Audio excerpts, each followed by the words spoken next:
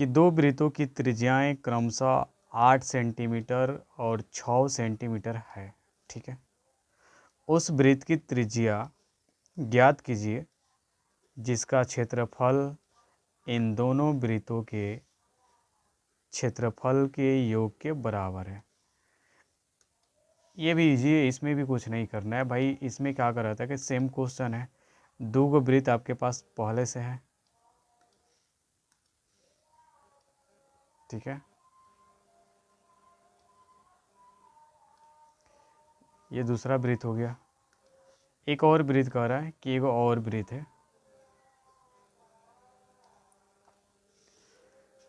और इसमें इसका जो त्रिज्या है तो हम इसको मान लेते हैं कि इसका त्रिज्या कितना है, R1 है, और ये आपका दिया है 8 सेंटीमीटर। ठीक है, इसका जो त्रिज्या है ये आपका R2 है, और ये दिया है कितना, ये दिया है 6 सेंटीमीटर। ठीक है, इसका जो त्रिज्या है ये कितना है, ये R3 है, और ये नहीं दिया है, ये हमको निकालना है। लेकिन इसमें ये कह रहा था कि इसका जो क्षेत्रफल है, यानी कि इस पहले वाले वृत्त का क्षेत्रफल और प्लस दूसरे वाले वृत्त का क्षेत्रफल, ये बराबर होगा किसके, ये तीसरे वाले वृत्त के क्षेत्रफल के। ठीक है, तो हम क्या करते हैं, यहाँ पर लिख लेते हैं यहाँ पर कि भाई फर्स्ट वृत्त का क्षेत्रफल प्लस सेकंड वृत्त का क्षेत्रफल, ये बराबर होगा थर्ड वृत्त के क्षेत्रफल के।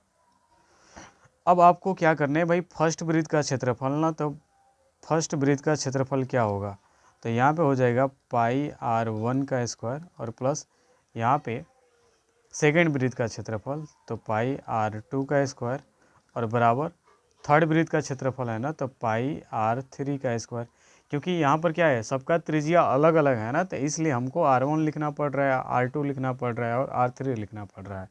लेकिन अगर मान लीजिए कि त्रिज्या सबका बराबर आ जाए, 8 आ जाए, 8 आ जाए, R1 के इसका पहले भी वृत्त का 8 आ जाए, दूसर के भी वृत्त का 8 आ जाए, तीसरका का भी 8 आ जाए, तो हमको क्या करना पड़ेगा, सबको R मान सकते हैं। ठीक है, लेकिन यहाँ पे क्या है कि सबका त्रिज्या अलग अलग दिया था, तो इसलिए हम R1, R2 और R3 मान के चलेंगे। अब क्या है भाई, प्लस के आप ध्यान से देखिए कि प्लस के इस साइड भी पाई है और प्लस के इस साइड भी पाई है, तो कहेंगे R भी है। R नहीं है भैया, ये R1 है और ये R2 है, तो यहाँ पर त्रिज्याएँ जो है वो अलग अलग है। ठीक है, तब हम क्या करेंगे, दोनों में से पाई को बहरिया लेंगे, बाहर ही निकाल लेंगे। यहाँ पे क्या बच गया, यहाँ पे बच गया R1 का स्क्वायर और प्लस यहाँ पर R2 का स्क्वायर, बराबर यहाँ पर पहले से क्या है, पाई तो पहले से है, और ये R3 का स्क्वायर हो जाएगा। अब हम क्या करेंगे, पाई से पाई को उड़ा देते हैं बंदूक से, राइट। अबे दांत मत चियारो। अब यहाँ पे क्या बच गया, R1 का स्क्वायर बच गया ना, तो R1 कितना है भैया आपका, R1 है ये 8 का स्क्वायर, R2 कितना है, R2 है हमारा 6 का स्क्वायर, और हमको निकालना है R3 का स्क्वायर। तो ये 8 का 2 बार गुणा करेंगे, अब ये मत कीजिएगा सर 8 का 2 बार गुणा, 8 दूना के कितना 16, ऐसा नहीं होगा, राइट। 2 बार गुणा का मतलब होगा 8 में 8 से, तो कितना हो जाएगा, यहाँ पे हो जाएगा 64। तो ये 8 का पहाड़ा 8 हाली पढ़ेंगे, पहाड़ा तो याद होगा ना, तो 64, और 6 का पहाड़ा 6 बार पढ़ेंगे तो ये हो जाएगा 36, और बराबर के इस साइड पहले से क्या बैठा है, तो R3 का स्क्वायर बैठा है। अब हम क्या करेंगे, इस R3 को पहले लिख लेते हैं कि भाई R3 का स्क्वायर बराबर ये 64 और 36 जोड़ेंगे, राइट। तो कितना हो जाएगा, ये हो जाएगा आपका 100 थोड़ा उल्टा लिखा गया। अब हम क्या करते हैं कि भाई ये R3 बराबर, जब बराबर के बाएं साइड यानी कि R3 वाले साइड में से ये स्क्वायर हटाएंगे, ये स्क्वायर, तो हेकरा मूड़ी के ऊपर क्या चढ़ जाएगा, अंडर रूट चढ़ जाएगा, राइट। अब यहाँ पे क्या हुआ, इसको पहले मिटा दें, कैलकुलेशन जो हुआ इसको मिटाओ भैया, राइट, मिटा देते हैं।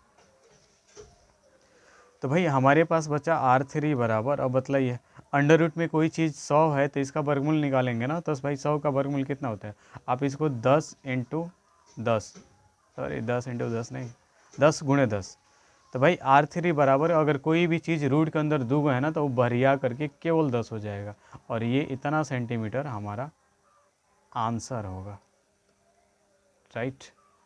ओके, चलिए अब नेक्स्ट